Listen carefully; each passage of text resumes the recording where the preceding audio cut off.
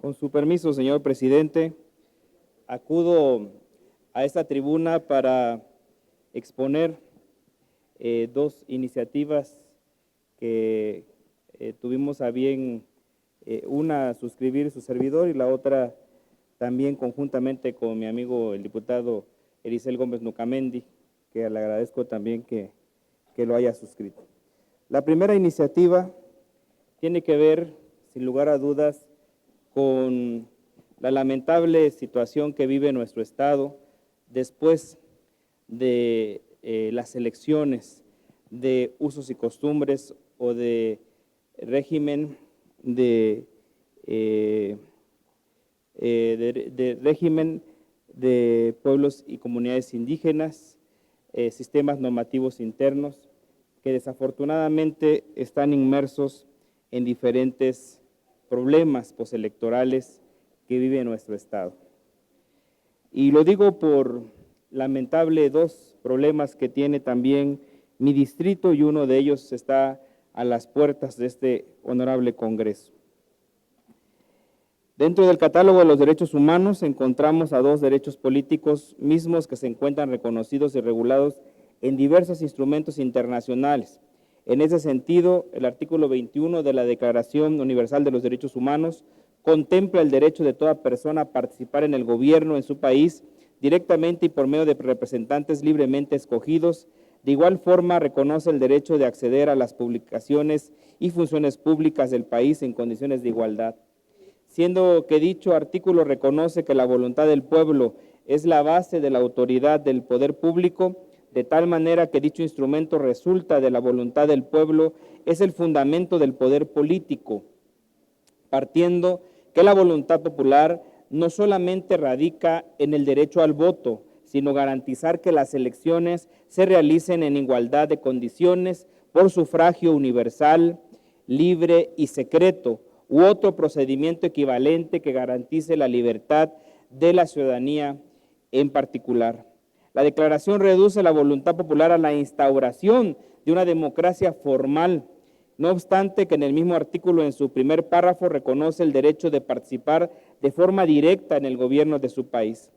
Por su parte, el Pacto Internacional de Derechos Civiles y Políticos garantiza en mayor medida los derechos políticos, pues en el artículo 25 establece que todos los ciudadanos gozarán sin distinción alguna de raza, color, sexo, idioma, religión, opinión pública o de otra índole de origen nacional, social, étnico, posición política, económica, nacimiento o cualquier condición social, sin restricciones indebidas. La Convención Americana de los Derechos Humanos, por su parte, reconoce los derechos políticos, afirmando que todos los ciudadanos deben de gozar del derecho de participar en la dirección de los asuntos públicos, directamente o por medio de representantes. De esta forma, la participación pública de organizaciones distintas a los partidos, con miras a la realización de fines comunes, es fundamental para garantizar la expresión política legítima y necesaria cuando se trate de grupos de ciudadanos de alguna otra forma poder quedar excluidos de esa participación. Además, también en el convenio 169 de la OIT se garantiza el derecho de los pueblos indígenas a decidir sobre sus propias prioridades en lo que atañe al proceso de desarrollo en la medida en que se afecte sus vidas, creencias, instituciones y bienestar espiritual, y las tierras que ocupan utilizan de una manera u otra, de controlar en la medida de lo posible su propio desarrollo económico, social y cultural. Retomando los derechos de los pueblos indígenas en la Declaración de Naciones Unidas sobre el derecho de los pueblos en la libre autodeterminación, es virtud de que el derecho determina libremente la condición política y persiguen libremente su desarrollo económico, social y cultural. Tomando como referencia que con base al ejercicio de su derecho de libre autodeterminación, tienen derecho a la autonomía o al autogobierno en cuestiones relacionadas con asuntos internos locales, así como a disponer de los medios para financiar sus funciones autónomas. En ese sentido, tienen derecho a conservar y reforzar sus propias instituciones políticas, jurídicas, económicas, sociales, culturales, manteniendo a su vez el derecho a participar plenamente, si lo desean, en la vida política, económica, social y cultural del Estado. En ese sentido, en los municipios de sistemas normativos internos, Los periodos de renovación de las autoridades comunitarias son distintos. Hay municipios que lo hacen cada año, quienes lo hacen cada año y medio y quienes lo hacen cada 2 o cada 3 años.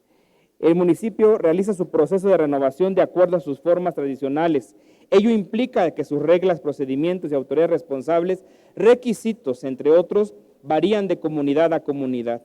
La presente propuesta de ley tiene como finalidad regular el cambio de reglas bajo el consentimiento tácito de la Asamblea General Comunitaria, al ser esta la máxima autoridad de los pueblos y comunidades originarias, quienes deben ser quienes ratifiquen o aprueben cualquier modificación a su sistema normativo interno mediante el acta correspondiente. Por tal motivo, someto respetuosamente ante este honorable Congreso el siguiente proyecto de ley que reforma la Ley de Instituciones Políticas y Procedimientos Electorales de Oaxaca para establecer que solamente el cambio de la normativa del proceso de elección sea ratificado por la Asamblea General Comunitaria y en su totalidad que se renueve por los municipios mediante el acta de la Asamblea Comunitaria que dé lugar. Dado de que muchos presidentes municipales que vienen concluyendo su proceso para poner o influir en la toma de decisiones colectivas, tergiversan ante el órgano electoral y no presentan estas actas correspondientes. Esta es la primer iniciativa.